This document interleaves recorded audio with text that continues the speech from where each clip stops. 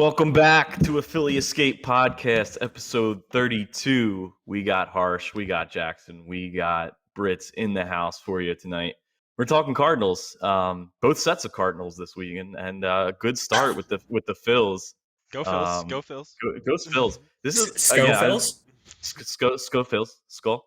No, this is probably the first Phils game I've watched in 2 years. I told you guys that earlier. So, but it was a good one. I mean, coming back in the top of the ninth, put up 6 runs.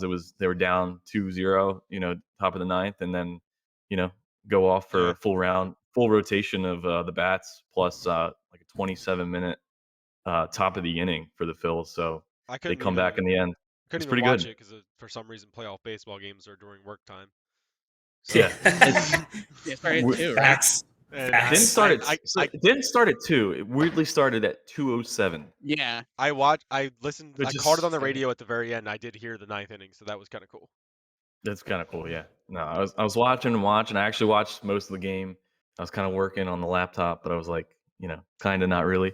And then, they end up coming back and just looking at the Cardinals fans, just leaving the game before it ended. It was kind of like, Yeah, that was interesting. I Sweet- mean, I guess sweet- they did know sweet, it was over, though. sweet taste of revenge from 11 years ago to today. We lost the Cardinals the last time we were in the Yeah. playoffs. So That's crazy. And one thing I Wow. want to say, I guess specifically to Brits, I guess it's nice having like the 3 sports teams in Philly all doing really good at the same time.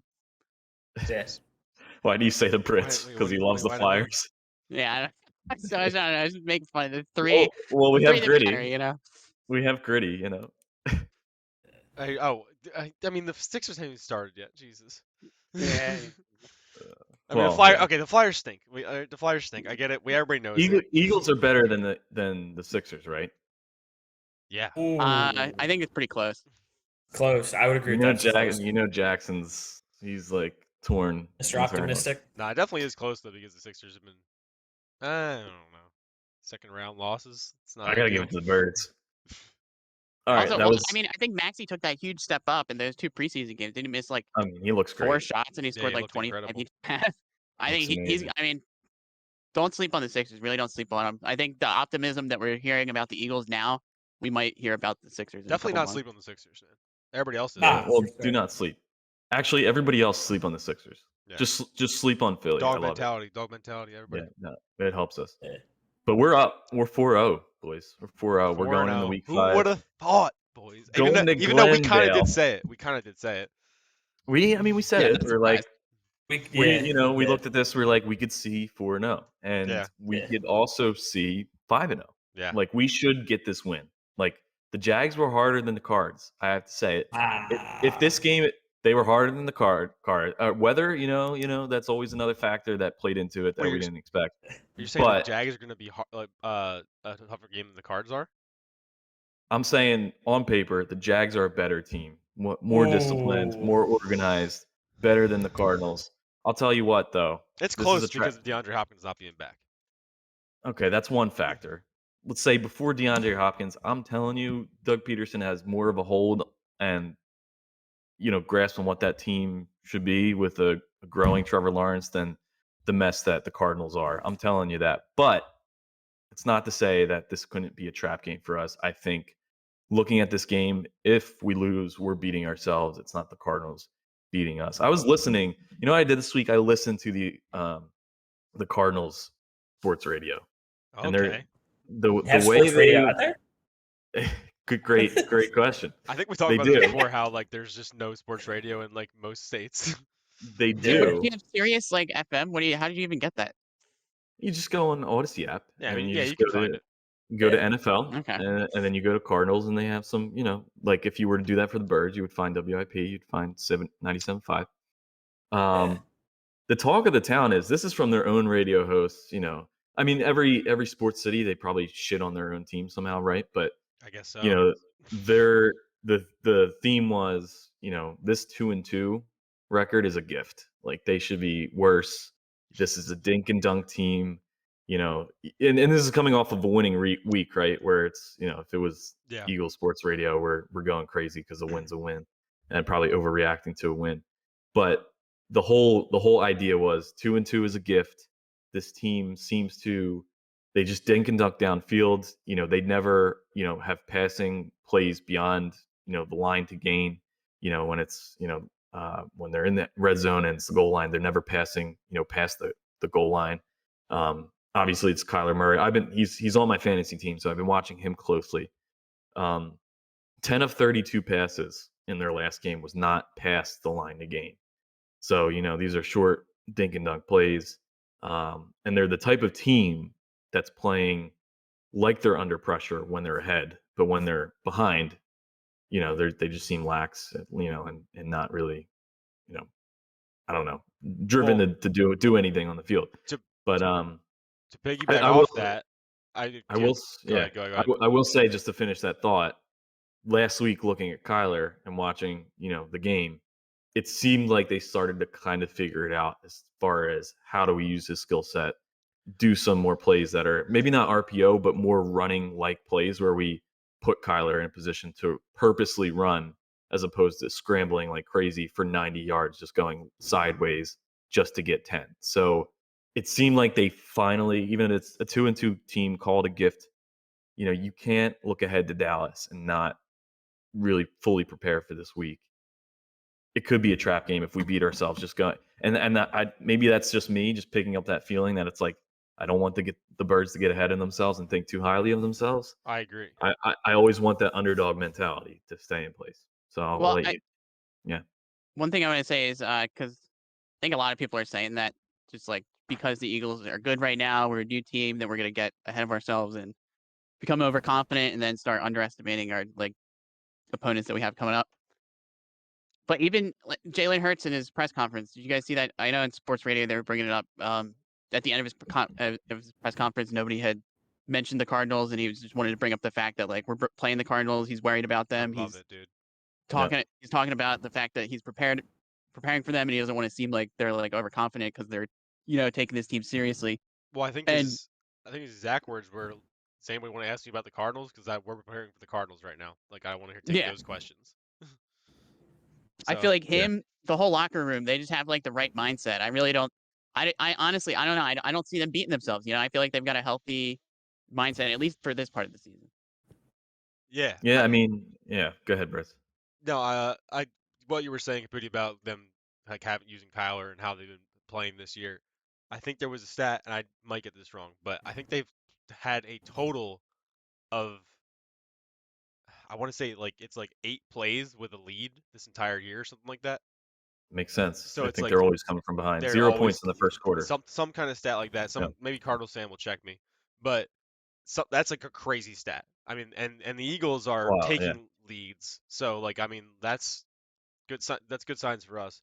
But going off of how not overlooking the Cardinals, I think people are saying this is a trap game, and I actually do think it is kind of a trap game, just because it's a West Coast game and that kind of thing. The Cardinals are not nearly as. We have to think about what the Cardinals lost. I mean, they lost 2 top receivers on their team. They lost. I mean, DeAndre Hopkins. I don't think they're good. I don't think they're good. The Cardinals lost DeAndre Hopkins. He'll be back, but they lost DeAndre Hopkins and Christian Kirk, who was a top receiver on the Jags, the number 1 receiver on the Jags. So he was an overlooked loss for them. Obviously the offensive line is struggling because Kyler Murray's kind of scrambling for his life, and their defense is okay. I mean, they got a couple guys in that defense. I talked myself into this being a trap game, and then the more I think about the Cardinals' actual roster, it's not. I'm not too worried. Not too worried. Well, that's what I feel like. If you're this good of a team, it almost gets to a point where you're better than every single opponent that you're facing, and every single opponent becomes some sort of trap game where you're worried about the few players that they have could make plays. And I think we're better than this team. We're probably gonna beat them easier than we beat the Jags. I do agree with you. I think the Jags are, at least at this point, playing better than the Cards are. They're scarier. I think maybe even the Vikings are too. The Vikings only losses to us. Yeah, exactly. Yeah. I wanted you guys to enlighten me a bit about the Cardinals, though, because I actually don't know that much about the Cardinals. I know Murray, he's quick, he's a good runner, he's a great passer. I know he's short. I feel like our defensive line could probably get to him and maybe swat some balls down, get a lot of pressure on him. I think dink and dunks kind of work more effectively against our defense than some of the other stuff does. They have a good defense. They have a good offensive line. What's going on there? I kind of want to hear from Harsha because Yeah, let's So hear their it from you. defense. So and I've watched like 1 or 2 Cardinals games this year. I think the key to their defense is Isaiah Simmons. So coming out, so this is how unique this guy is. So coming out, he lined up at safety, cornerback, outside linebacker, and pass rusher. Like they evenly split his snaps while he's at Clemson. So I think if you were to look at a guy Jalen Hurts needs to watch, it's him. He runs that defense, and then he can line up anywhere, right? So Wait, he lined up if like we're that trying, in the NFL games? he can if they need him to. Oh wow, He That's can crazy. go. Yeah, he's the key to that defense, right? And I think if we're looking for mismatches, right? Like if you're gonna go 3 wide receiver sets, like they will potentially use him on a slot receiver, and he will cover. That's how good this guy is. That's So to me, impressive. yeah, to me, he's the key to that defense. I think on the back end, Buda Baker, Yeah, Buda Baker is was the the guy I other. was thinking of. Yeah. Yep. Yeah, is the other guy to watch. And then their other linebackers, Zaven Collins has had a good start to the year too. He's kind of the thumper. Can't overlook J.J. Where Watt. Right, JJ Watt, but up Yeah, the of middle, course. right? Like, and I think this favors us in the run game. Like up the middle, I'm not scared. Right, like this is a trap game, but if you rely on the run game, like you can move these guys around. Right. And I feel like arguably the Jags have a better defensive line, and we tore them to shreds. They do. And I'm also going to add here that the Cardinals had Chandler Jones. He left for Oakland, so it's just JJ Watt on the pass rush. So I'm not up the middle. I'm not worried, and I hope Sirianni uses this to just do clock control. Run heavy right? offense this week. Run heavy offense. And to the point about this being a trap game, if you control the clock, it won't become a trap game. And you just have to convert in the red zone. Yeah. One thing that I think is encouraging is that I was watching AJ Brown's post game presser, and he was saying that the rain didn't actually affect their game plan. Their game plan going into the Jags game was to run the ball and control the clock. So potentially that could be our game plan against the Cards too, even if it's not raining. And that's exactly what they did in that game. My thought was that they used the run game because of the rain to take that pressure off of Jalen making any mistakes on his throws. But I mean, they went to Miles clearly and controlled the game that way, and it was another alternative to Jalen having to throw for 300 for the day. So I mean, you know, and looking at the Cardinals this season, like their wins have been comeback wins, overtime against I think it was Oakland. Yeah. But again, it was in the red zone. Kyler couldn't throw to anyone, and he's scrambling, and he again runs 90 yards to go 10 into the end zone. So Yeah. that's We're not what gonna allow that. he's dangerous on his feet. You know, that's something that's always worrisome. But I think if you get that pressure and make him scramble, I think if we're playing man coverage and you have Slay out there, which he looks good to go. Avonte Maddox still out. You're looking on the offensive side. Mylott is still not going to be in there, but it looks like our line should be at full health. So if we're talking about the running game here too, that looks promising. Miles still good to go, and then I don't know. Boston Scott was limited at practice, but he may not be a part of the offense. But even if you have Gainwell as a secondary option, you're still looking at that. That's something I wanted to get into. Boston Scott. Right now we have Miles Sanders lead back, Kenny Gainwell passing back. Trey Sermon, I think, might be better suited for our offense than Boston Scott is. We have a clear void of a power back now that Jordan Howard's gone, and Sermon looked good. 2 carries, 19 yards. He might. Boston Scott's a great back, but at this point, he just might not be what we need. I think Trey Sermon could potentially be better suited for this roster. I mean, it's the 2017 three-headed monster, right? It's the pass catching back, and I mean, I don't disagree, but like, dude, the way that Miles was running, he could be our power back. He was getting those 5 yards runs every time we needed them. Like, he was looking strong out there. He was barreling through like defensive linemen. Like, I mean, he looked fucking fantastic. You could say if Miles Sanders is on the field, he's good. Yeah, if he controls his fumbling issues of the past.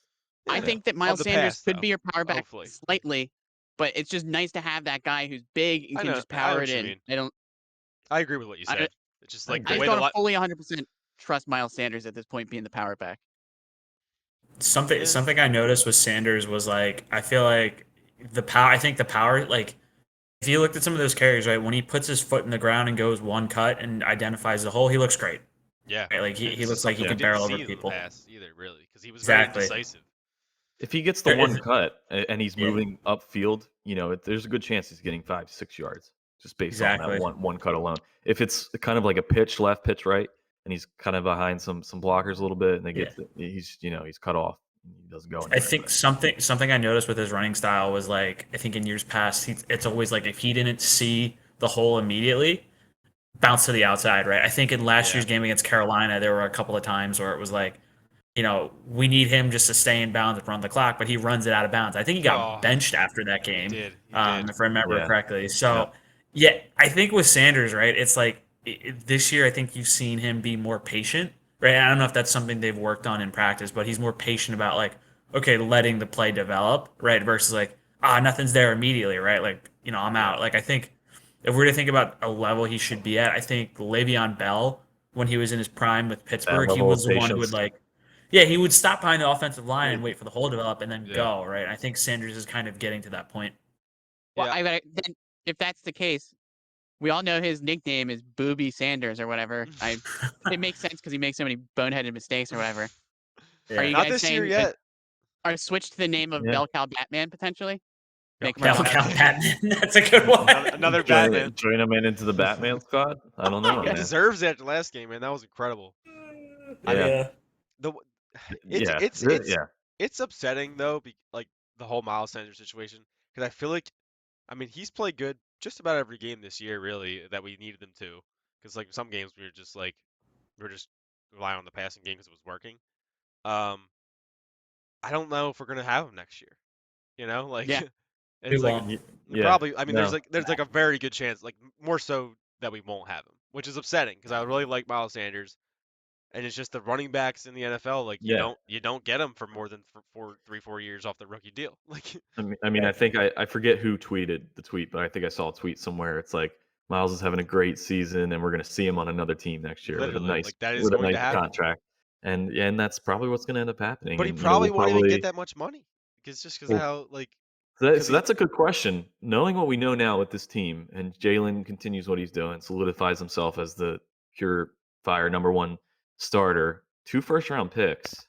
Yeah. And if the Saints keep losing, in the way that they are, it was a good loss for us this past Sunday in that London game. On offense. I don't want to get sucked into this trap.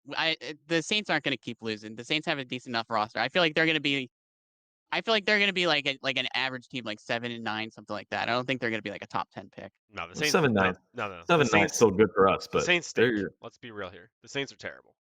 Their defense was supposed to be really good. It's not that good, and their offense is terrible. Yeah. I think if they rip off a couple wins, right? Like I think to Jackson's point, they might be like 7-9 or like. Or no, so what would be 7-10 because it's 17 games. 7-10, yeah. Yeah, 7-10 or like an 8-9 type of team, right? So like maybe a team like my ideal situation is like we have a late first round pick, like in the 20s, and then we get that teens pick to go and get someone that slides out of the top 10. They won't be a top 5 pick. It won't be a top 5 pick. No, like it is right now. But my point in all of this is saying with 2 first round, but still 2 first rounders, right? My point in all of this is that 2 first rounders, you probably come out of that with one kind of lineman, whether it's on defense or offense. I'm not saying you get a running back. You probably get that in the second, probably maybe third, and that's becoming your replacement guy for Sanders. They are going to have to look at running back for sure if they don't keep Sanders. So. And I'm saying something earlier, not too late, but maybe a 2-3 is what I'm thinking. Kind of round running back. Well, I mean, there might probably go cornerback potentially to replace Bradbury. I'd love to bring Bradbury back. I think he honestly might be my favorite defender on the defense. It depends. It would be, Everything depends on Jalen's contract.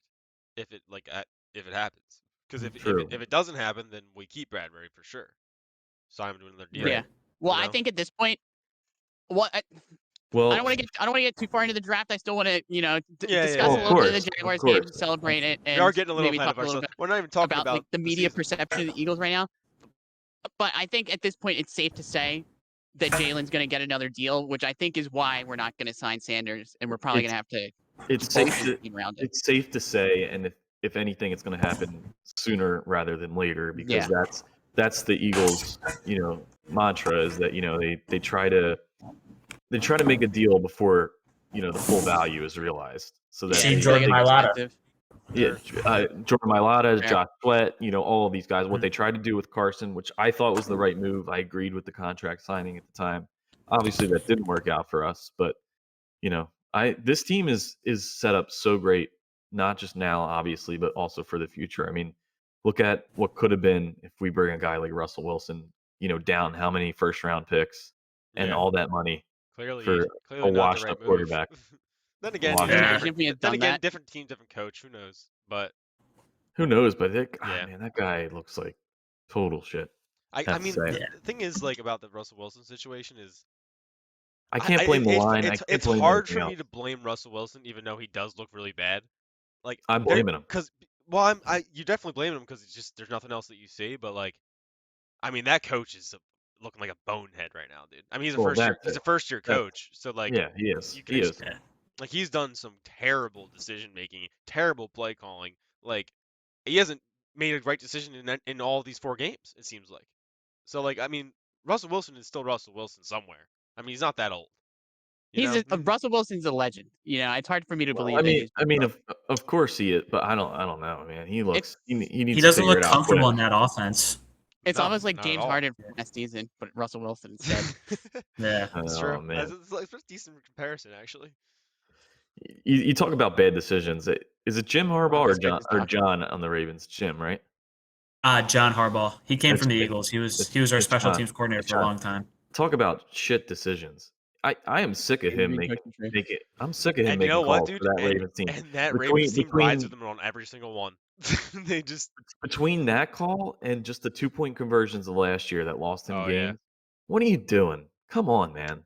It's almost like they Jackson, don't want to pay oh, Lamar because he doesn't make it. He doesn't go deep in the playoffs. But then they could have like 3 extra wins in the season and maybe get a better You seed. disagree, Like, Jackson? Making a face. I'm like, No, I okay, all right. I wasn't trying to make a face. Then you were like, "What are you doing?" And I was like, "Oh, I wasn't doing anything." My bad. Stop making faces. No, I honestly, I don't know. I get why. Are you guys talking about why Lamar isn't getting paid? No, I mean like that. I was just saying that was part of. I mean he should get paid. He should. Oh, get absolutely should get paid. That guy should get paid. Should have got paid last year or before the agree. season. I agree. Well, so his rhyme and reason for not doing it was like, I'm just focused on the season, right? And like he's just like, the Ravens were trying to sign him, and he's just like, I'm not focused on this right now. They were also Got it. giving him $50 million less than what Kyler Murray got, guaranteed. Right. So like, Which is I mean, bizarre. Yeah. Just bizarre. it's like, come on. So like, I mean, if it was like 20, 10, like if it's close in the guaranteed money, again, like then you probably just take it. But like Right. $50 million less in guaranteed money, I think it was. That's a lot. That's way like they were just trying to kind of break them down. I don't want to go too far away from the Eagles here, but I can't wait for week 12 when DeSean Watson comes in and then sucks, and they're like, "Do we go to that would be tough. That would Can't be wait tough. for him to suck. I can't wait for him to suck. Can't That wait. would be sweet. How but long is his deal? I have these like nightmare like daydreams of like Russell Wilson like winning the Super Bowl and everybody's like, "Oh my god!" I mean, not Deshaun Watson winning the Super Bowl and everybody's like, "Oh my god, Deshaun, you've overcome so much adversity. What do you have to say to all the people at home who ever had a tough time or something?" And it's like, "Oh, you motherfuckers!" Like, I would be so sick if I saw that. All right, I say we do we want to go into like a little bit talking about the Jags game or? Yeah, we got it. That was such a good game. Let's take a look back. I probably should have started with that, but we're doing it. I guess a little bit. We're going a little bit backwards here, but hey, Trevor Lawrence, 4 fumbles. I mean, 2 forced fumbles, 2 fumble recoveries by Hassan Reddick, NFC Defensive Player of the Week. Guy looked amazing out there. Obviously, weather was a factor here. There was some things that injury wise, it wasn't great for the Eagles with Jake Elliott, but he popped a couple in and kicked one anyway.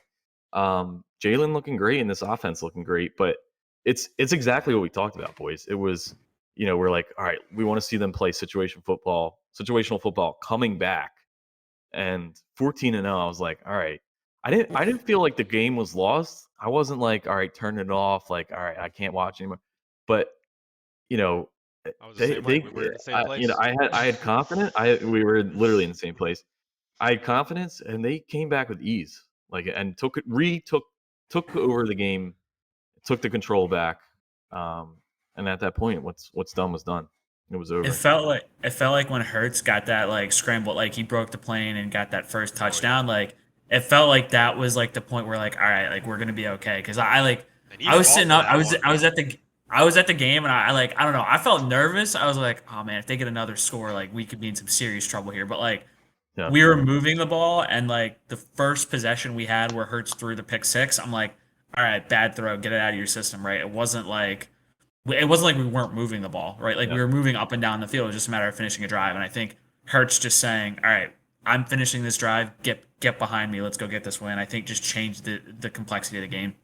Yeah. Just to illustrate how like low the vibe was in that stadium, because I was also at the game. Yeah. Once the Eagles went down 14-0, and then like the Jags got the ball back, I remember there was booing in the stadium, and literally the people right to my left, they got up and they left with like 2 minutes left in the first quarter, and they straight up didn't come back for the rest of the game. They just at that point, it was so bad. I guess at that point they just literally left. I was like, yeah, I mean, obviously I was like, fake fucking fans, what the hell? But like, just for comparison, we got this podcast has 2 people at the game and then 2 people watching the game together. So that's what you're getting here at the Philly Escape Pod, by the way. You're getting some dedication. Yeah. So to Jackson's point, so a lot of people, what they were doing, they were going into the club level from the looks of it, because like, all right, I don't want to. Yeah, the rain. Well, like, okay, so my girlfriend and I got we got club level tickets last minute, so we were sitting there. So like, what people would do is they'd buy the club level tickets and then they just sit in like the bar area watching the game. So like, to that point, people might have left for like, what people were doing was they were getting somebody else's club tickets, showing it, and then going to the club level area and just watching the game and like drinking and eating. What Harsha was really saying was he was sitting next to you. He noticed it was you, Jackson. It was like, I'm going to club level. I'm getting away from this kid. I was sitting there. I bought my club level tickets. Get out of here. Yeah. But I mean, how much are these freaking tickets? $500 like, you do not leave that game if it's a 30-0 blowout in the third. Fourth quarter. Like, all right, I can start. These are first tickets quarter, man. I think it's crazy. First quarter. What the heck? What? I got club level tickets for like $160 a pop. Touchdowns. Come on. What'd you say, Harsha? I got the club level tickets for like $160 per ticket. So like, it wasn't like that's a good deal. I was like, all right. Yeah, you're arguing against my point, but that's a great deal. But what other key takeaways here? I mean, the defense looked great. I mean, part of it was Trevor Lawrence having a shit game, but I mean, we took advantage of it. And the nice thing is too, once we got those turnovers, we scored, right? Like we scored touchdowns. Exactly. It wasn't like, a Russell Wilson Denver in the red zone 20 times, successful on 1 out of 20. Like every time we were there, we knew we were going in.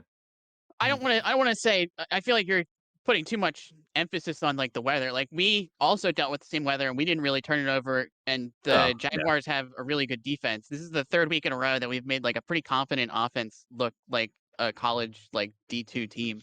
And I don't know. It's like, I feel like this defense is straight up legit. And even without Maddox, without Slay, I think they still looked amazing. I don't know.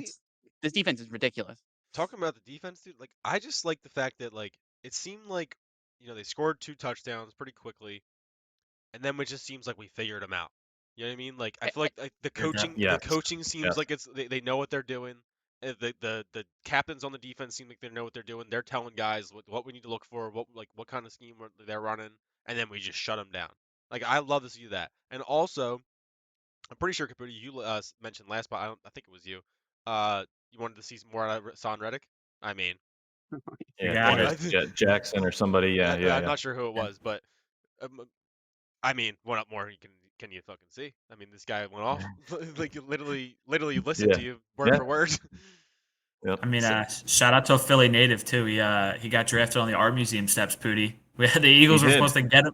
The Eagles were supposed to get him that year, and then Arizona traded up and got him. So not exactly the linebacker we wanted, but yeah. I don't have the video, but I do have Harsha screaming when we took Barnett. We were supposed to get Reuben. Yeah, Reuben Foster didn't turn into literally anything. I think he was out of the NFL in like 2 years. I do remember that now that you mentioned it.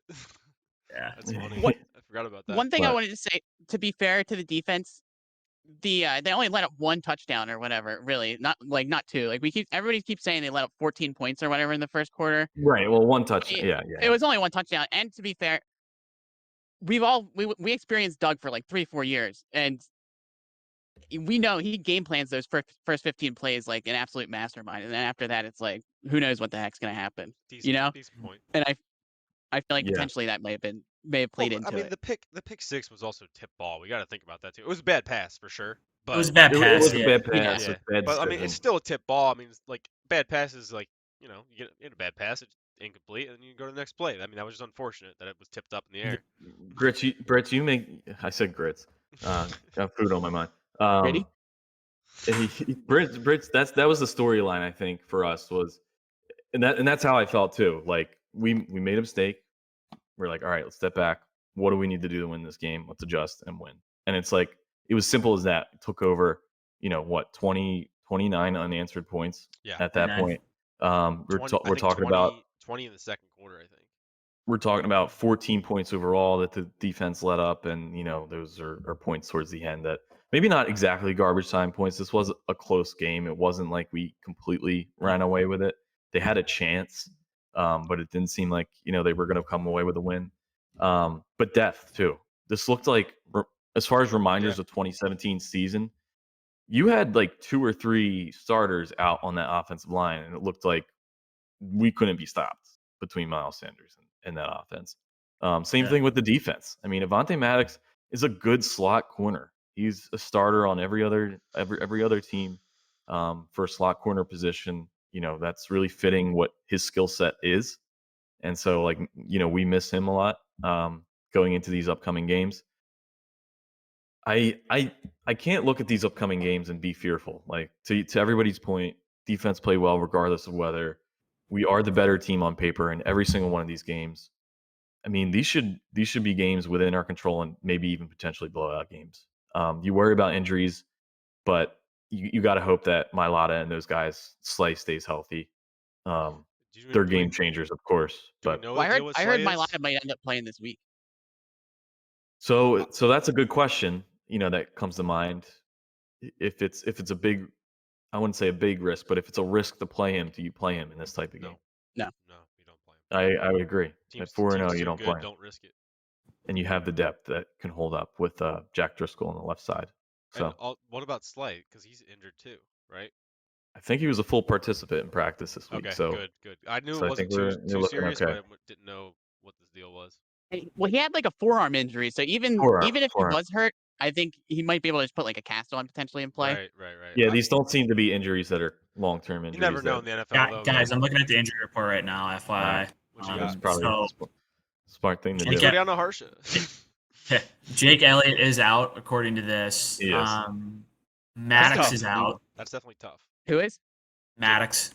Yeah, Maddox is out. Mailata is doubtful. And then the only guy who's questionable is Kyron Johnson. And then if you're looking at the Cardinals, they're down. Their center's doubtful, and then they're down their kicker as well. Okay. Your kicker's out, huh? I was gonna say that. Can you Grugier Hill to start kicking? Bet the under. Bet the under. I think no. Grugier Hill's on the Texans. I thought he might have been on the Cardinals, but no. I was actually going to say, does this change our game plan at all, knowing that we have Dicker, the kicker from the Ravens backup squad, to kick for us? Wait, who's our backup kicker? His last name's Dicker. No way. It is. I'm pretty sure. Wait, hold on. It's Eric Dicker. No. It is. Okay. Well, Cameron Dicker. Cameron Dicker. Yeah. So it's something to consider. We're an aggressive offense that likes to go for it on fourth down. Do you see more 2-point conversions because of this? I think we don't even attempt a field goal this game. Last game, not one. Yeah, I mean, we were in the red zone last game. We could have easily gone for a fourth and gotten it to a 2-score game or whatever, and we didn't. We just went for it. Look at it. You talking about the end of the game? That was such a questionable call at the end of the game. It was such a bad call, but it was because Elliott was hurt. Brits and I said no. It was a different. I think it was a different. I think we're thinking of different things here. I'm talking about end of game. We were. It was fourth down. Yeah. End of and if we got the first down, we killed it. But we were at like the 11-yard line. I'm like, kick the field goal, make it a 2-score game, get out of No here. sense. Made no sense. Like, Absolutely. I think it was because Totally Elliott was agree. hurt. yeah. Well, no, because there was the other situation But where didn't it he was not like miss a kick the whole game? He was playing, wasn't he? he was playing. All right, so Could he be like aggravated or something? this Yeah, was maybe. what happened towards the end of the third. He gets hurt, but it's roughing the kicker. It's not whatever it is. So we get the remember that. first down. Yeah. So the idea is, if Elliott can kick, if he could still kick, take the first down. If he can't kick, maybe you take the points in that situation, because if you don't get a touchdown, we could be Right. screwed here. So the theory, I agree with what the Eagles decided in that situation, because they're like, okay, Elliott's good enough to kick at this point, and he got it. So I agree with that situation, but I think there was another At the end of the game. scenario where they could have, chose not to kick. and that's was were I was terrible. like, take the points. You need to take the points here. I Don't mean, mess around. Did you see how And they excited didn't. the Yeah. fucking Jaguars were on the bench? They were like, we're gonna get out. We have Yeah. a chance now. And then It gives them a chance. Yeah, exactly. then they fumbled on the first play, but it happens. We'll take it. Is what Yeah. you're talking about at the end of the first quarter when we could have kicked End of the third. end of the third, I remember but that. they ended. I think they waited because they wanted to go with the Because- win potentially. That was a was stick- it probably was a stick- a factor too. I didn't think That about was that. exactly what I it was think- actually.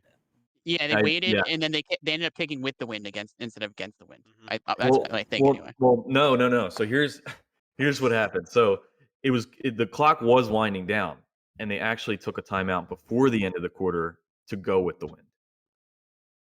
Remember, they took a timeout, and you're thinking, all You right, might you be took a right. I timeout. don't know. All I know is that they That's- went with the wind. That's why they took a timeout. Yes, to no, kick. you're right. That is what happened.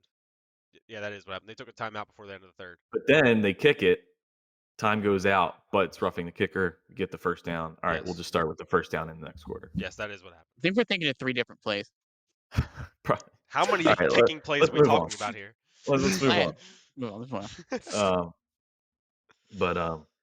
Yeah, no. So it was a great game overall. Bradbury with another key interception, and love to see the turnovers. That's what's going to get a team a Super Bowl. This is Lito Shepard, Sheldon Brown level we're dealing with right here. I feel like Yeah, I would agree. Bradbury's on another level, are. man. We He really definitely is. He is. That guy's a stone cold killer. It's not overstating it to say that either. That's what we're dealing with right now with how they're playing right now. Maybe he can't tackle. Maybe he gets trucked. He got trucked by somebody, but he could certainly. It was an cover. offensive lineman. Come on, I saw that play too. Yeah, like, no, Listen, Yeah. I don't pay my corners to tackle, okay? I pay them to lock people up. fair enough. But Bradbury's legit. Sheldon Brown could do both. That's I'll true. tell you that much. The guy had Sheldon massive Brown should have shoulders. made a Pro Bowl multiple times. That he guy's never did. shoulders were fucking like God. boulders. So number 5 got on the radio this past week, and he had said How old are something. He's a boomer. He calls Donovan McNabb number 5. Well, it's just because of the, How old are you, dude? because of the quote that they always play. It's Number because 5 will He's- always he's love good. you. number clickbait. 5 will always love you. Do you not? They were like 7 years old when they were good. When they were like killing it, or like 9. Bro, What? number You're 5 that is young. such Years a old little during the Super Bowl.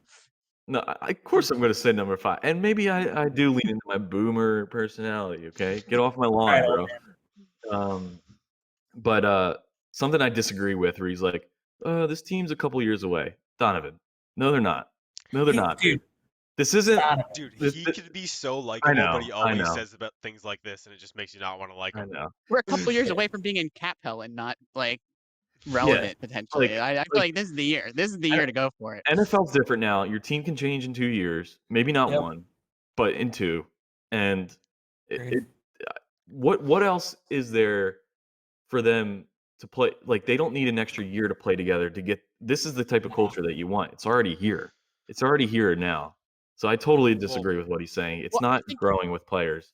So I think he's counting the veteran leadership that we have in the locker room that's already won a Super Bowl and knows how to act in the postseason and progress Yeah. and like And not I- get overly I confident. think you can make that argument that if you got to the playoffs, late in the playoffs, into the Super Bowl, if you want a little bit more veteran leadership that's been we in the already have playoff- that. we have. I mean, the it's offense, the not as offensive much line. not as much as we did, but you're right. We have that in the locker room.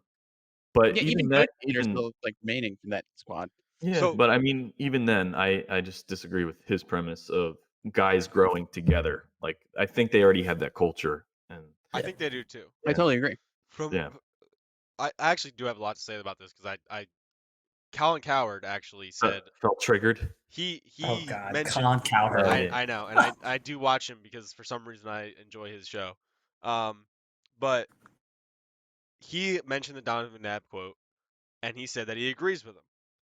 Colin Cowherd. Oh, come on. Colin Cowherd also has the Eagles at his second best team in the NFL. So I'm not really sure how that works, but what he said was, if you go into the playoffs and you're playing against a Brady, a Rodgers, and won't be there. and won't be there. Well, we'll see. Maybe. We'll see about Tampa Bay and Green Bay. And he also mentioned if you do go to the Super Bowl, which I kind of thought was weird because he said like he was kind of talking about if you go to the Super Bowl. In my opinion, if you go to the Super Bowl, obviously you have a chance to win. Like it's basically a 50-50 shot. You know, 50-50 shot. Yeah. But if you go to the Super Bowl, you're playing against an Andy Reid and a Patrick Mahomes. You're playing against a Josh Allen and a Sean McDermott. Sean McDermott, yeah. So like those are more veteran style like guys that have been working with the same guy for a long time. And I get why you would say that Jalen Hurts has only worked with Sirianni for 1 year. Well, this will be the second. But like, I mean, look at the rosters, man. Like our roster is better than the Bills right now with their injuries. With their injuries, okay, fair. With their injuries. Are they going to get healthy? Yeah. Probably. But if you're looking at the rosters, the Chiefs, I would say that we actually do have a better roster than the Chiefs. Yeah. Defensively, offensively, they have our number. Offensively, because of Mahomes, yes. But like other than that, defensively, we're better. Yeah, defensively, we're definitely better. The clear reason why that quote is like ridiculous and why it's annoying that these talking heads keep saying that like, I'll call it you have to have experience in order to win the Super Bowl. It's like the majority of the Super Bowl winners are not people who won it the year before. What about when Eli beat Brady? What about when we beat Brady with like no experience? There are tons of times when a team comes into the playoffs and wins without an experience, like a lot of experience. We didn't even make you don't the playoffs need it to necessarily win the Super Bowl. I think these are people who are just that like the Eagles, but they're too scared to go right like all the way out and support a team that hasn't done it before. They're like, exactly. And time, if you look, to call that out. And I know I kind of hate doing this, but I also love it. If you look at the way that the Eagles were set up in 2016 to the way they were set up in 2017, it's almost the exact same thing. We had a great quarterback with a good roster. The next year the quarterback steps up, plays amazing, and then we added so much to the roster that the whole team was good. And that's exactly what we're seeing with Jalen Hurts right now. Jalen Hurts is stepping up. The whole roster has been completely revamped. We have a ton of better players, a ton of veteran players. I mean, it's looking exactly like it was. I'm not saying we're going to win the Super Bowl, but it's looking like that same formula. And to your point, Brits, where Colin Cowherd says they can't beat another veteran team who's done it before. That 2017 Eagles team beat the most experienced veteran team you could ever play in the most high pressure game, the most dynamic coaching quarterback of their lives. So that's in the world. A stupid argument on so many levels when an 18-0 Patriots team loses to the Giants, to a 9-7 wild card Giants team twice, and all these gritty teams that get to the Super Bowl. It's a team win. Literally anything can happen. Yeah. Well, it's like you could be like, hey, such a stupid take. You also can't discount that the fact that we're 4-0. We're not the 9-7 team. We're 4-0. So I just feel like you could describe the Eagles as a very talented, deep roster that's good, plays together, has a good culture, and has veteran leadership in multiple positions. And championship experience. I don't understand what you could not like about that, or like we have more veteran leadership. I don't know. I guess some teams and that's the Bucs, like they won 2 years ago. Yeah, but like that's only with like an 2 teams. Quarterback. Yeah. Yes. Yeah. I mean, I'll say this: we have to hold these media people accountable because it's like I agree. Like have some balls and like just go out there and say like the Eagles. I picked the Eagles to win the Super Bowl. Like why are we so scared? Why can't we just say it? I mean, they can't. They never do for the Eagles. They never do. I want to take over for a second. I feel like we're heading into dangerous territory, and we're making it seem like everybody in the world is like so like scared to come out and say the Eagles are really good. Because like 90% of all the media is saying the They are Eagles are the saying best team in the there's a NFL. lot of people. Literally, Skip Bayless is saying that we're going to be 10-0, and he's like, he hates the Eagles. It's so many people are all in on the Eagles. Carson Wentz is like number 1 in MVP odds. We're favored in every single game for the rest of the year. This, like I was saying, I was talking to you guys off the air. Like this, I think the most hype the world has been about the Eagles potentially in our lives. It feels like they're more hype about the Eagles right now than they were about us before we entered the week before the Super Bowl. Okay, it doesn't even make sense to me.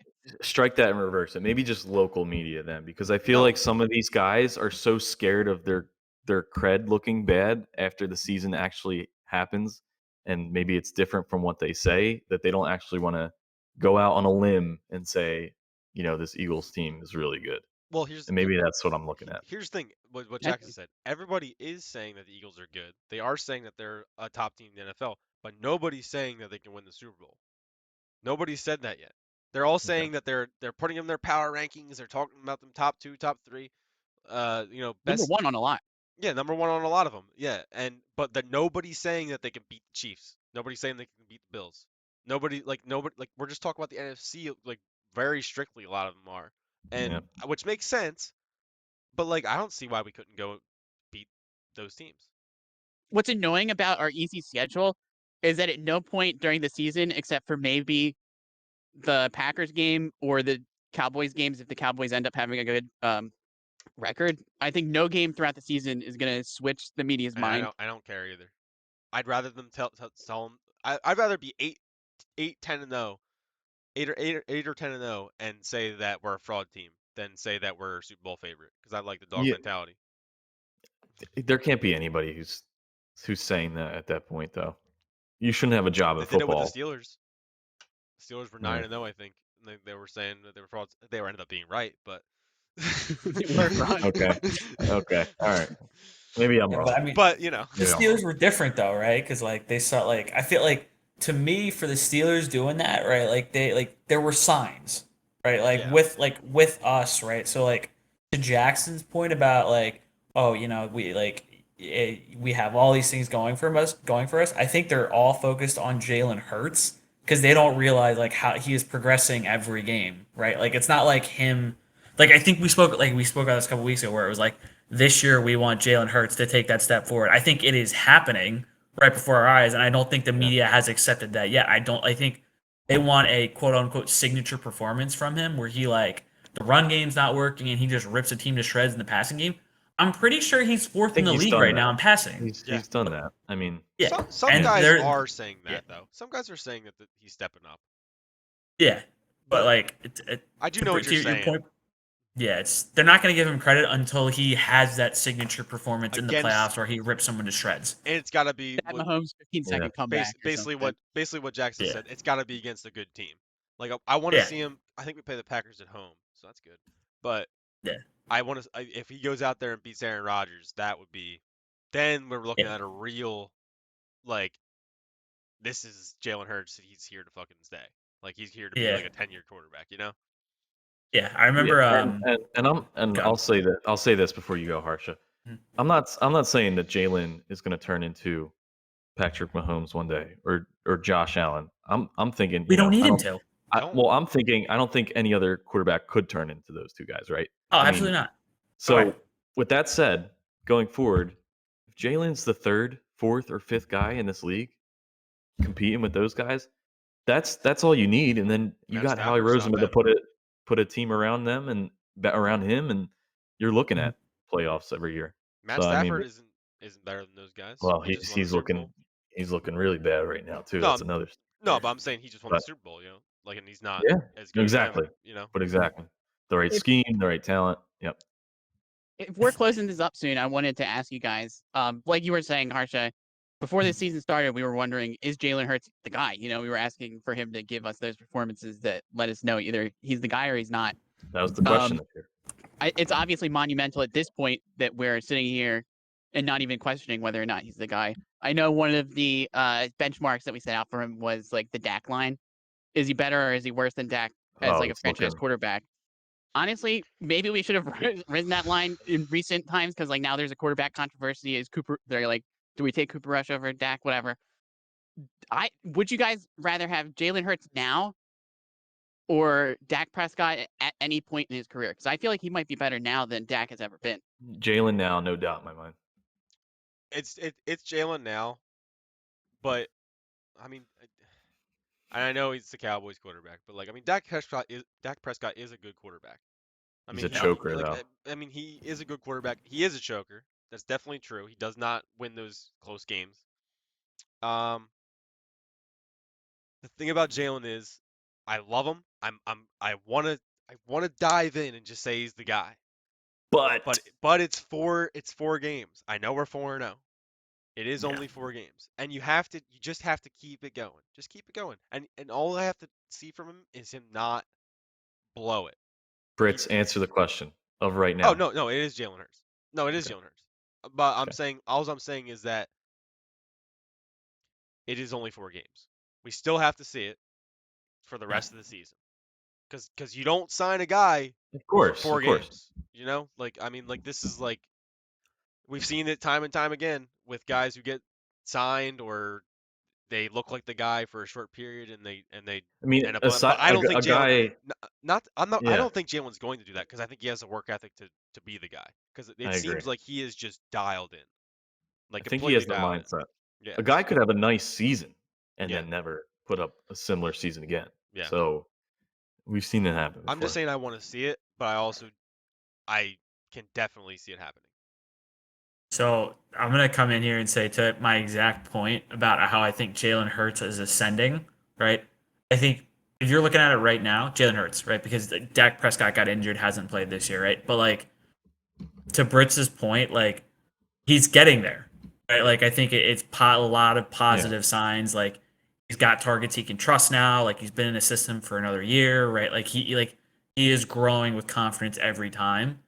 It's if you were to think about longevity, right? Like Jalen is getting there, right? And like if any coach in the NFL, like you'd want Jalen Hurts as your quarterback because he keeps getting better, right?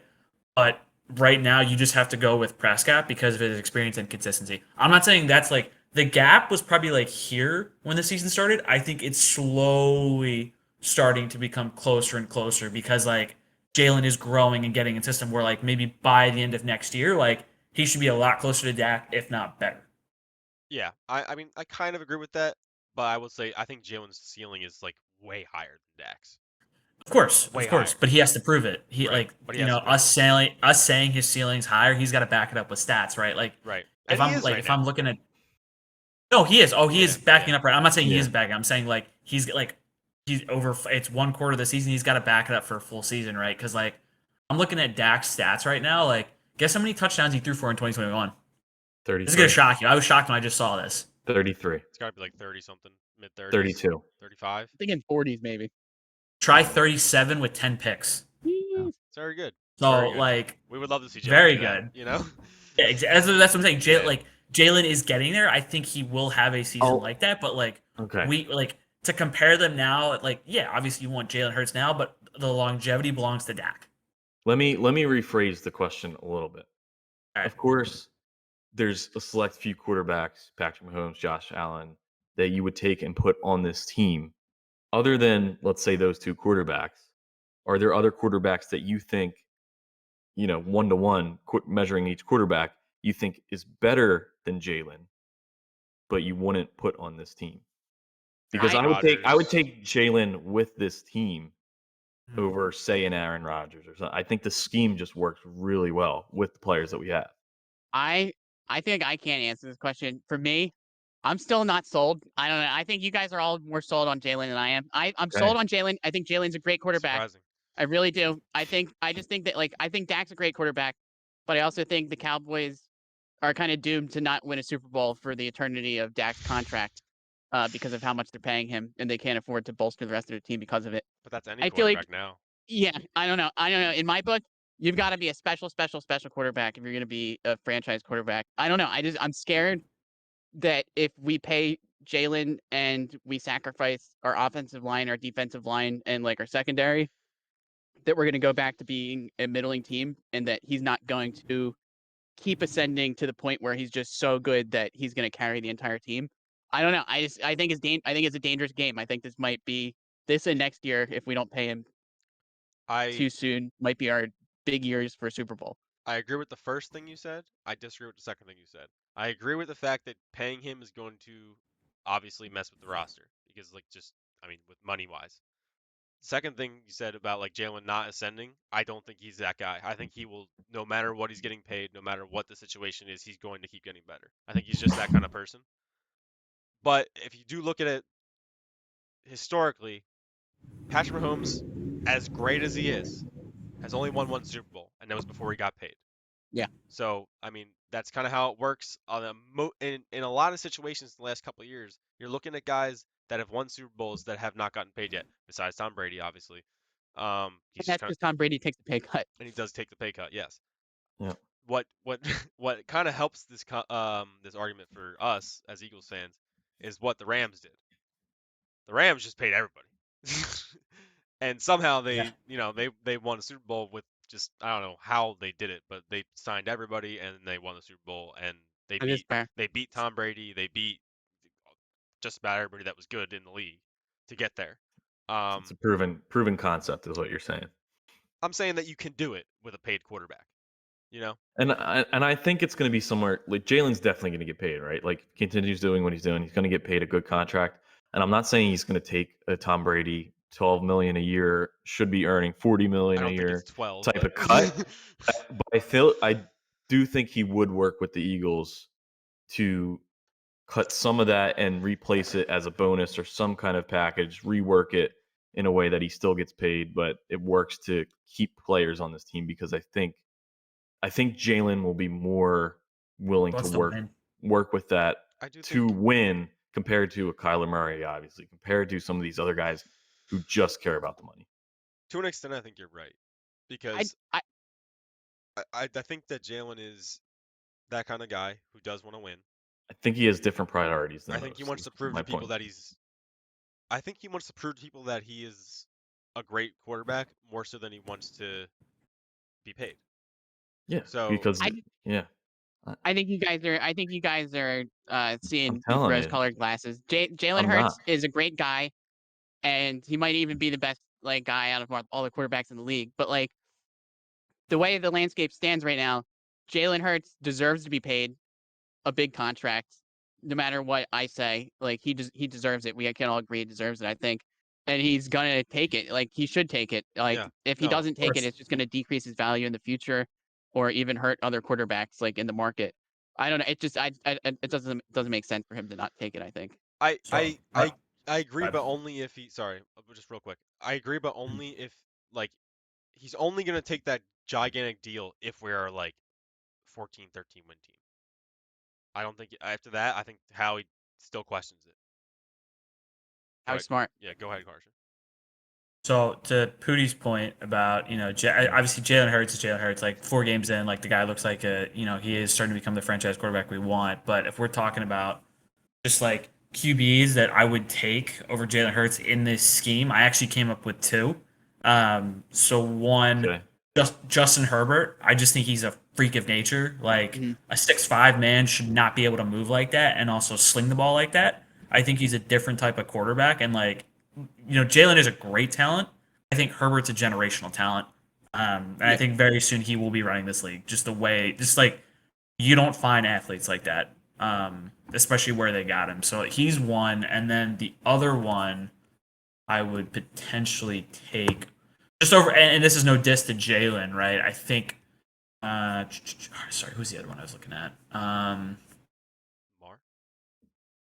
Lamar or Joe Burrow were the 2 others I was thinking about. I was actually looking at Lamar's stats though.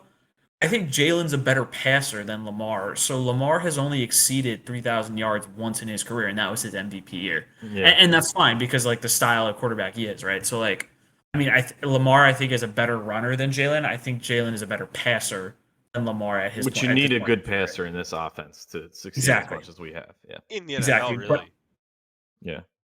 Yeah, and I would also I'd also say that Lamar is very his targets weren't as good as Jalen's. I think this year it's gotten a little bit better. So it might be a push with Lamar. Joe Burrow is the one where it's it's a little bit of a I would give it to Burrow, but it's a lot. I think it's closer than people think. Just because Burrow he's got like a top 3 wide receiver on a rookie deal in his second year, and he's got like great targets to throw to. Right, I think Jalen got those targets, but he got them this year. He didn't get them his second year in the league, so it's tighter than people think. So sorry to rephrase my point. Maybe like 2.5 quarterbacks ahead of Jalen at this point right now, but All right. not without reason. I think that's fair. That's the new and young upcoming quarterbacks of the league. You wouldn't take Mahomes or Allen? No, No, I would take. No, I I was saying like I'm outside sorry. of those two. I think that was outside assumed. of those two. Yeah, we excluded them. Yeah. There was actually, I mean, Fair. it's kind of weird that like I feel like people don't realize this, but Aaron Rodgers, the way that they run that offense, it's a very run heavy offense. Oh, Like, absolutely. So like that's kind of Well, like that's kind of another thing to think about. Rodgers won the MVP last year. He only threw for 4,100 yards. That's a lot of yards, but like the way that offense ran, it was just efficiency. You ran the right play, and and the quarterback didn't make mistakes, and that's kind of what Jalen's doing right now. And like obviously Rodgers is Rodgers, so like that's another guy to think about. So you're saying Jalen's MVP season? People are talking about it. I think it's time Jalen starts taking ayahuasca and growing his hair out, or whatever Rodgers does. Oh God. Wait, man, what did Jalen have? Didn't Jalen have like some like crazy hair in college? Yeah, he had like a really long like. Yeah, he had dreads. I think it was at the back of his helmet. It was really long. I don't know. I have a theory that guys look better when their hair's like cleaned up, when it looks good. Yeah, because I just look like a CEO. And to prove it, I just think of Byron Maxwell in that one picture of him. Oh God, that picture. Yeah. God. I don't know. Just a theory that I'm working on. Question to you guys. Now that we're on quarterbacks, right? And they're playing each other this week, so I thought this would be interesting to bring up. Kyler or Jalen at this point in your career, in their careers? Definitely Jalen. I just want to say Kyler is an enigma. I feel like he I would agree got with that. into the league and he's like, I don't know. I just feel like he's really, really talented. He's got such a good arm, and he got paired up with Kingsbury, and I thought Kingsbury. Is he clinging to Kyler? I thought they were gonna. I thought they were gonna be the ultimate duo. I don't know. It's just not. It just seems like it's not panning out the way I thought it was going to. Is he just too short? Like, what's going on there? It's not Kyler. I think it's the offense. I think it's Kingsbury. I think it's a mix of a lot of things. I think Kyler probably doesn't work nearly as hard or has the work ethic that Jalen has. I think that's a myth. Too much Call of Duty. You think that's a misnomer? I think that's blown out of proportion, dude. Because if you look at it, man, he's balling out there almost every week. It's just like the offensive scheme that he has, and also him missing the 2 receivers that he had last year. I don't know. I'm watching them, man. They cannot get started, and then in the fourth quarter, that's where I get all my fantasy points. Like every single game, they're fighting and clawing back. But I mean, like they can never get a flow going ever. The Cardinals in the are beginning looked at of as a good team because of Kyler, I think. So I that's don't think why they're I looked at as a good team right now. No, well, not right now. But I'm saying, like in the past years, I think that people thought this was going to be a tough team, and because the Cardinals like had success in the last couple of years. But I think the only reason that they've had success, 7-0. Yeah. I think the only reason that they've had success is because of Kyler.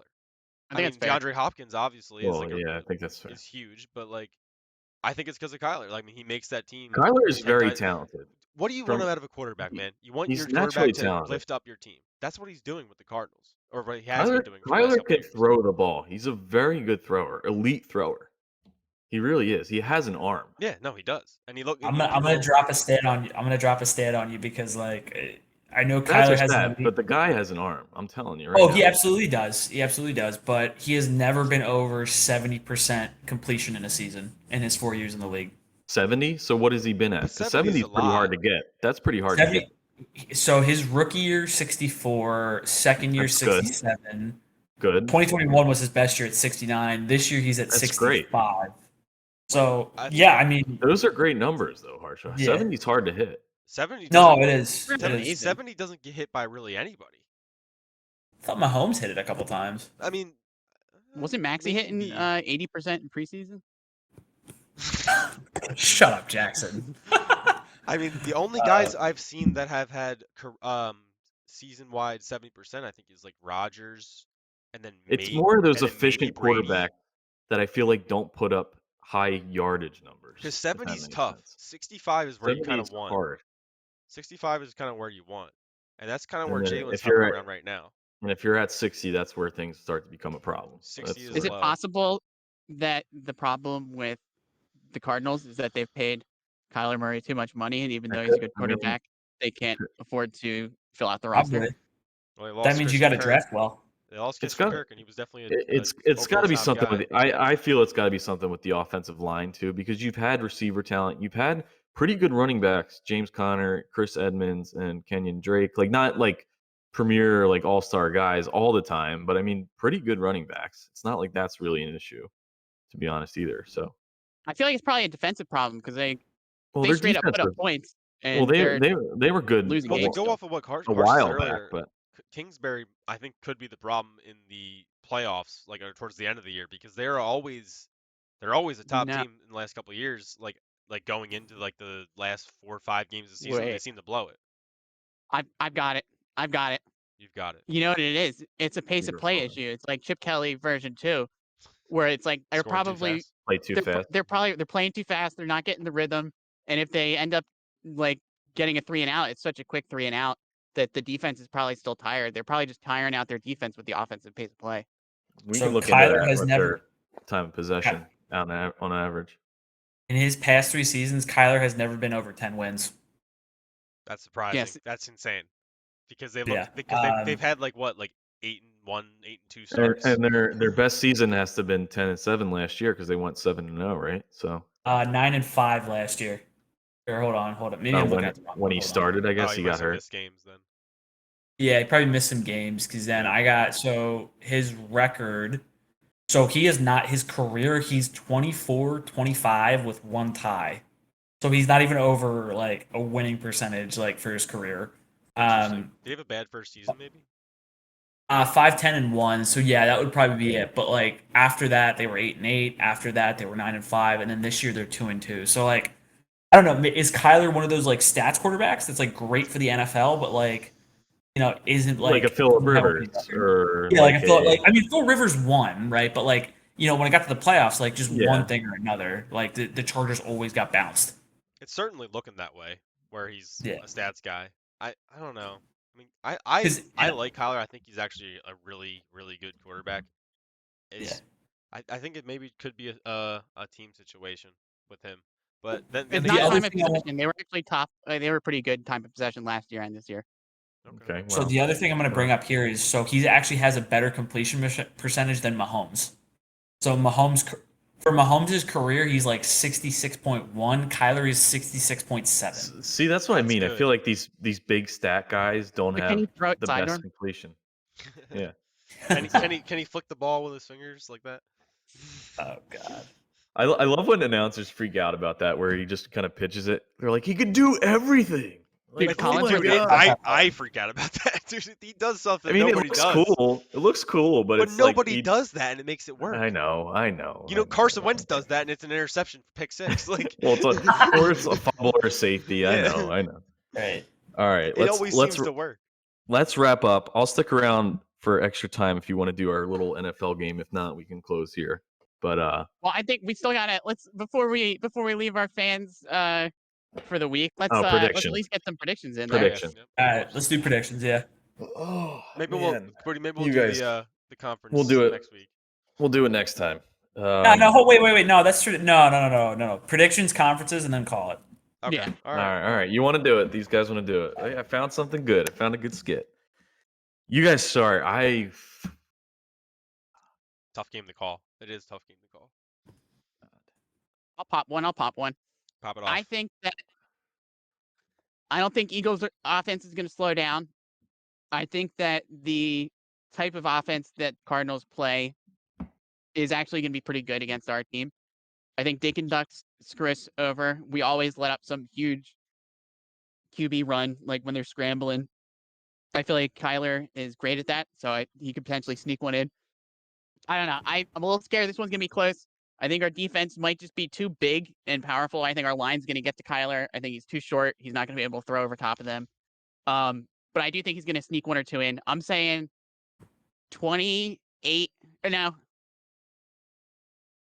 30-14 Eagles. Okay. I was kind of thinking around the same thing. I think we are going to get out to a lead on these guys, as history says. Well, this season's history. I Can think. I say one more thing real quick? Go ahead. My stipulation: all 30 points are scored in the second quarter. And there's the just crazy stat from Jackson. It could kind of happen. We are a big second quarter team this year. I'm gonna go ahead and say 34-20. Ooh. 34-20. I think we do win this game. I've thought about it. I thought it was a trap game, like I said earlier, and I've reconsidered. 34-20. We're gonna win this game. We don't let the Kyler magic happen in the fourth or the third. Harsh, you go and I'll finish. Sorry, I'm like doing some like homework right now because I have a stat I'm gonna pop on you guys. So Pooty, go ahead of me, and then I got something. Okay. Cardinals have looked bad all season. They're 2-2 in their own hometown. Says it's a gift. It's a trap game for us. We're clearly the better team on paper, but we could potentially beat ourselves if we overthink this. With that said, fantasy ranks the Philadelphia defense third against all quarterbacks this season. Jalen's the guy, and go Birds 30-21. Birds for this W right now, even though I have some weird feelings. EAGLES Eagles. Let's go 30-21. I love it. I love what All confidence. right, there you are with the Boomer Eagles chant. Boomer. All right, so the last time we were out in in Arizona was the pandemic season. We lost that game, but a certain Jalen Hurts took over as the starter in this game. And I want to remind everybody of his stat line before I make this call. 24 of 44, solid, over 50%, 338, and 3 big tutties with a rushing score. So I'm going to call for a Birds win. I think it's going to be big. I'm going to go in a little bit of a revenge game. I think. Yeah, so that must have been a great fantasy. I think that was his 40-point game. That was his 40-point That was, game. yep, it was his 40-point game. I remember the game. And I it was remember him playing that well. Well, so it was a really sneaky game because, like, Arizona just, like, they put up, I'm looking at the box score right now, like, to Jackson's point about putting up 30 in the second, guess how much they put up in the second quarter in this game? 27. 20. So, so, and I say this because I think we get this. I think we get it at least by 2 scores. My pick, I'm going 30-14 Birds. I think Jalen has a very good game. Same as Jackson, right? 30-14? Is that what he said? I think Jackson said 30. 30-14, you're with me on that. I'm going 33-14 because you gotta ride together. You gotta ride together. First 33-14 Birds. And I'm trying to think of this. And also, I'm gonna read some stat lines here on the receivers. Leading receiver Hurts 2 for 69. Alshon Jeffrey 2 for 63. Jalen Reagor 5 for 49 were his targets, and he still put up 338 yards with 3 TDs. So what the hell? Who was he throwing to? That's what I'm saying. Cardinals defense. Yeah, and that was a better Cardinals defense than the one he's going against. Also, J.J. Watt was a DNP. That was the other big thing that I saw on the injury report. So I am going for a win for us. I think I'm also going to make another prediction here. Jalen Hurts goes for 400 yards. Ooh. Let's go. This is a tailgate game, by the way. You guys are going to be at the tailgate, right? Or not the tailgate, the block party. Oh, yeah. Yeah. No. Chris is having his big block party. Oh, no. Oh, no. Chris, where do you live? We're having a celebration. I'll tell you after. Having an engagement party. Not a pod. We're having an engagement party. Oh, man. Before we get into the conferences, I have one other prediction that I want us to go through. I was thinking about, because it's going to happen. We all know it's going to. But the question is, who's it going to be? At the end of the game, we're going to get a camera shot on the TV of Zach Ertz in the middle of the field hugging somebody on the Eagles. Oh, that's who's it going to be? Jason Kelce. Yeah, I was going to say Jason Kelce. It could be Goddard, his protege. Lane Johnson. It's gonna be Kelce, dude.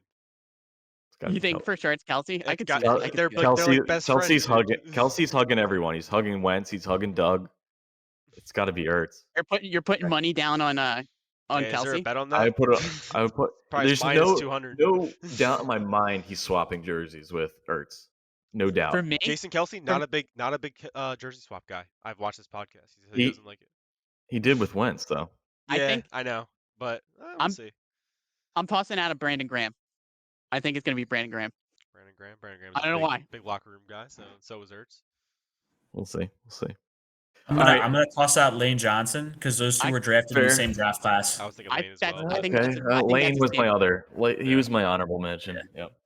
I think that could pan out for you, Harster. Yeah. Okay. Money's on the line. All right, let's run through the NFC West now that we're playing the cards. And we'll start with the 49ers. For 49ers.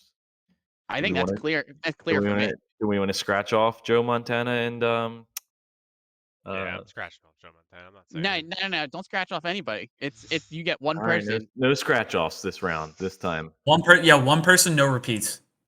Okay. Okay. I don't even know. I'll go first. I'm gonna take the easiest him one off ever. the I list. think Frank Gore.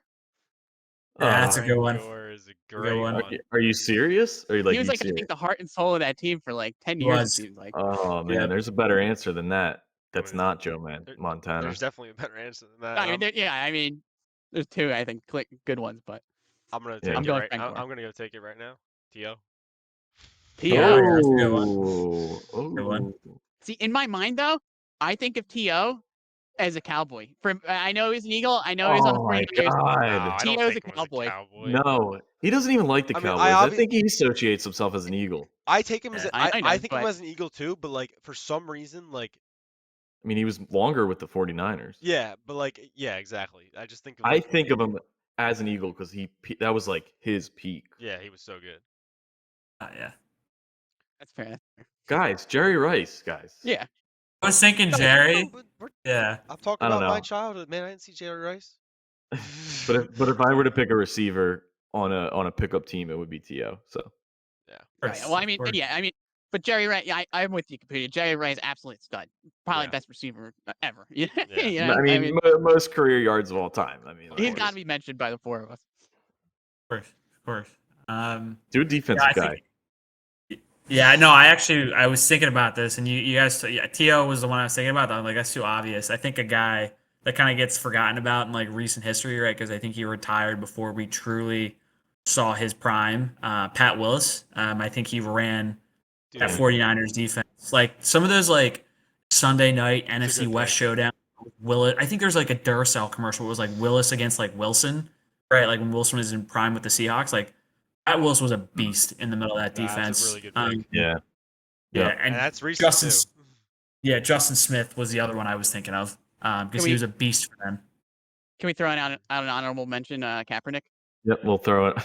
Kaepernick. I would agree with Montana? that. He was kind of Uh, legendary on that team at one point. Yeah. I mean, he got to the Super Bowl. I mean, Yeah. You know, it stands for something. He had a Honorable crazy mention. season. Crazy season. Yep. You got Garrison Hurst. What else? Joe Staley on that Joe line. Staley's a good one. I like that a lot. That's a great one. Trying to think. Can't really think of anything corners wise. We could probably name some sort of like Power Rangers monster that all of the 35 running backs they've had the past 5 years turned into or something. exactly. Debo, obviously, the new age guy. But yeah, I agree. That's running back by committee. That's the team that, Cootie safety, Ronnie Lott. Yes. I knew I was thinking of some kind of defensive guy. Yeah. Good pull.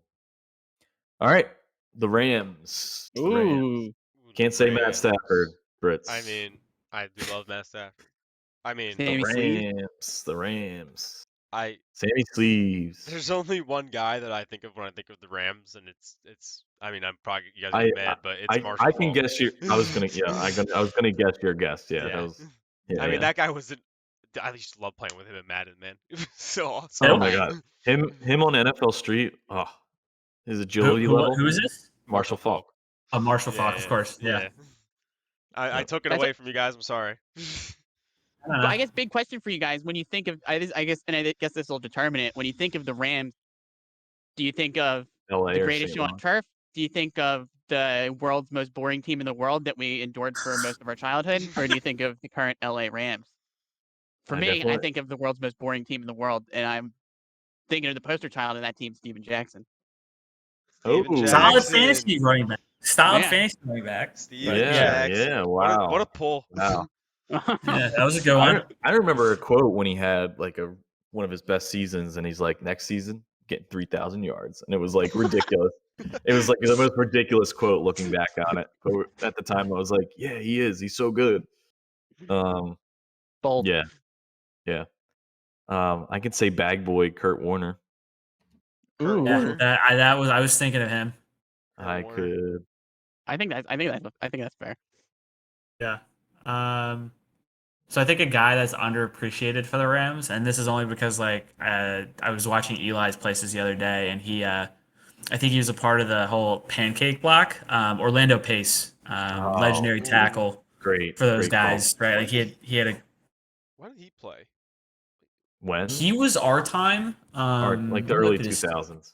Yeah, like the early 2000s, but like he was I a remember mainstay hearing for that. them I at the remember left hearing tackle his name spot. all the time. I wasn't sure if it was like. He's a Hall of 90s. Famer. Yeah. Yeah. He's a surefire Hall of Famer. I'm surprised. We're hardcore. I will say we've named some good people, but we've absolutely slept on like the greatest defensive player of like the past Aaron 70 years. Yeah. That's true. He's an honorable That's mention for sure. Yeah. But like we're talking about like throwbacks, right? Like Yeah. I mean, Yeah. None of us honorable. think of him though. I wouldn't. I mean, In like 20 years, Well, we'll say Aaron Donald. yeah. Also, like Eric Dickerson. Yeah. There's a receiver I'm thinking of. Forget the name.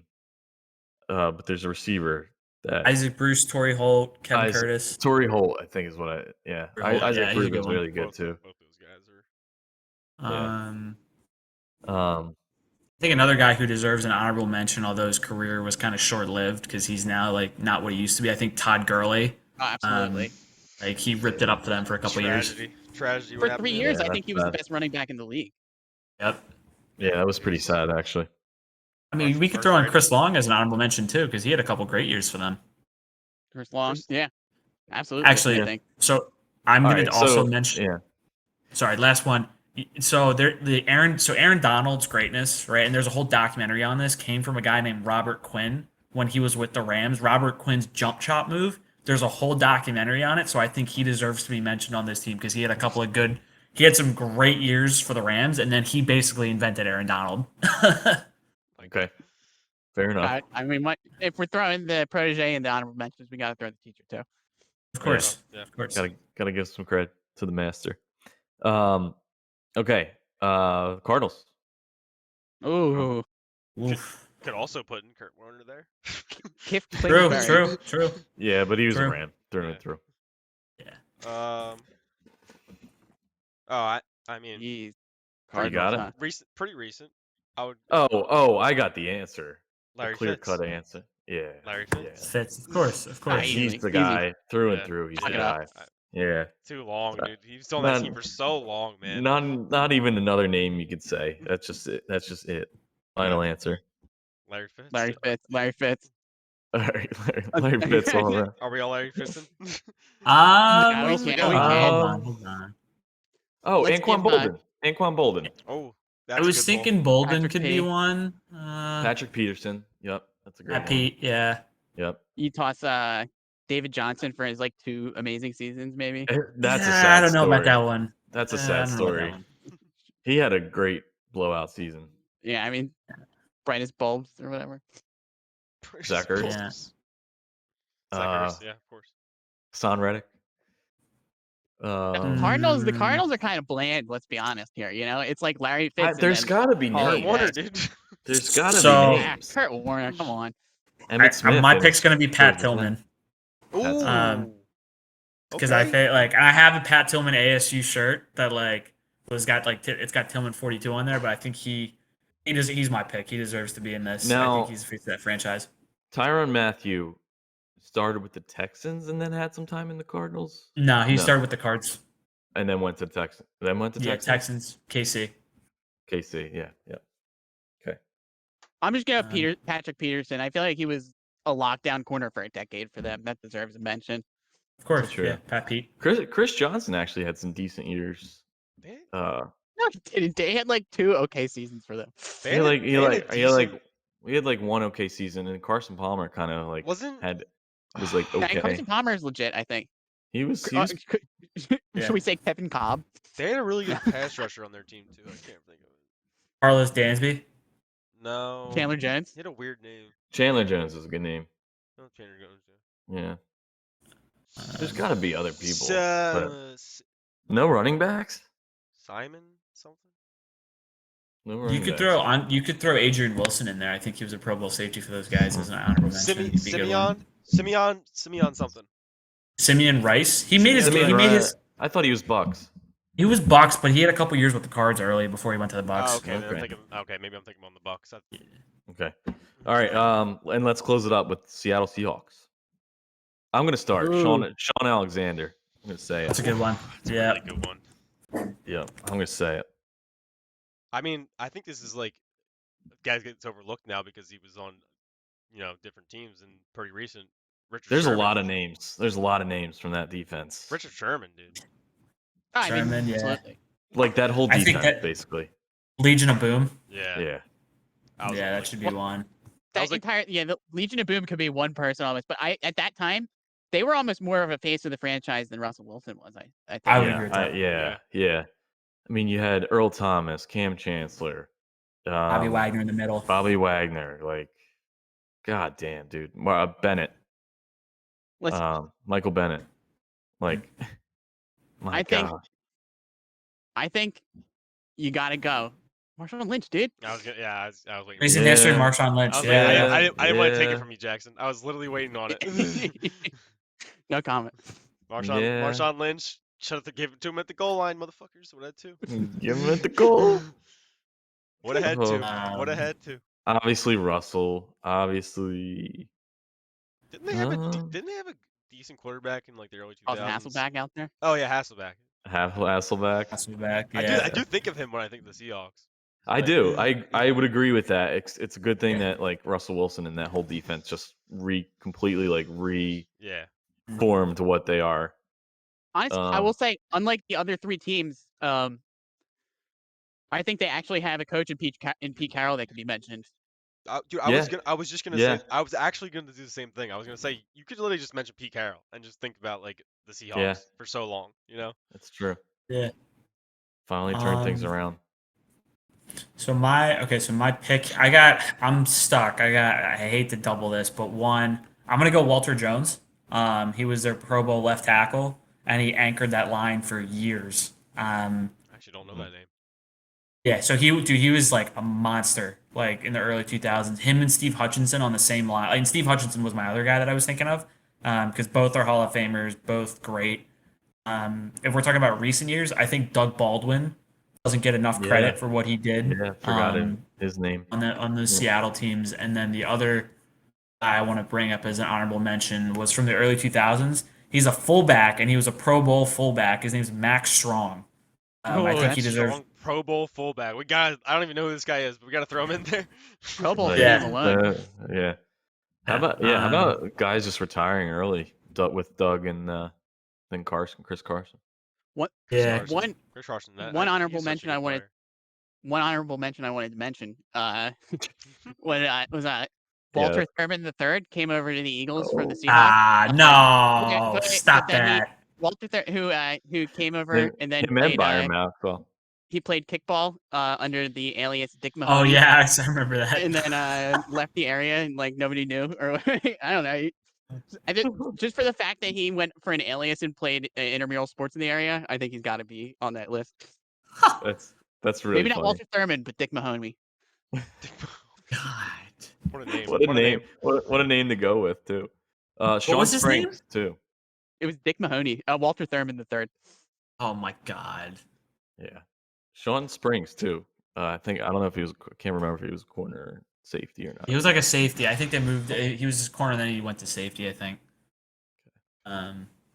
We've got them all, right?